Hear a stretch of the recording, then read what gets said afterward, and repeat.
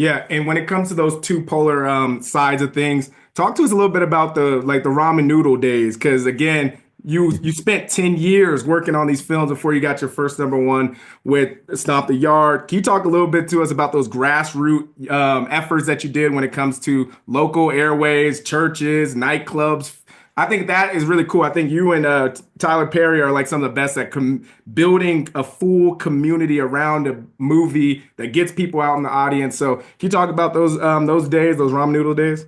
Of course, man. Absolutely. I remember them like they were yesterday. People look at me and say, they look at the successes that I've had, but I am very open and honest about the challenges that I've had along the way. And I wouldn't be where I am today if it wasn't for those ramen noodle days that you refer to. Um, the mantra of my family is if you want to have what others don't, you have to be willing to do what others won't. And if you're doing what everybody else is doing, you're going to have results akin to what everybody else is receiving and how they are resulting and the levels to which they've reached. If you want to do something beyond that, if you want to do something special, if you want to go to the next level, then you have to be willing to do something that other people aren't doing. So for me, that was after graduating from college with an engineering degree, graduated magna cum laude in electrical engineering. Thank you, my friend. I then moved to Atlanta from Tallahassee and started chasing this dream of being a filmmaker. Hollywood could care less. Yep. They didn't care. They didn't know me, know who I was. They weren't interested. I wasn't getting calls back. So I had to go out.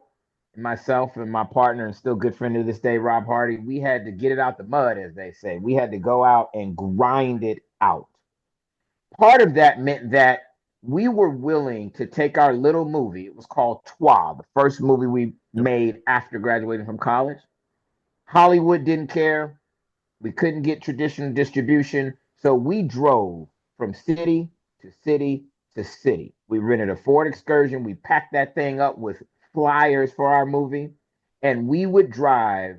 And I remember the route. We went from Atlanta to Birmingham, Alabama, to Jackson, Mississippi, over to Tennessee, Memphis, Tennessee, Nashville, Tennessee, over to North Carolina, Charlotte, North Carolina, Greensboro, North Carolina, Raleigh, Durham, North Carolina, down to South Carolina. Like I know because we drove. In every city, we would find the cheapest hotel we could get, right? This is not luxury at all. We would just stay wherever, it was always a Super 8 or a Motel 6 or whatever.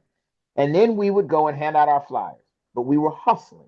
We were doing what other people wouldn't do. We would hand out our flyers at the mall. We would hand out our flyers at the club. We would hand out our flyers in churches. We would put them on cars. Anybody that would listen to us. Then we would go to radio stations and we would try to convince the DJs to give us like 30 to 60 seconds of airtime in between the commercial spots or in between right before they would play a song. They'd have a little moment of DJ talk and we'd say, we got a movie and it's opening this weekend at the local theater. Please let us come on and just talk about it. This is the movie. This is what we're doing. And we got a lot of no's. A lot of people were like, I'm not risking my job for y'all. I don't even know y'all.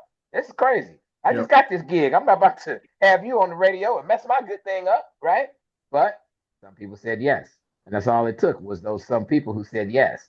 So it was challenging. It was hard. And I say this to people that are in the middle in a season in their lives where it's hard, Yep. where things are tough.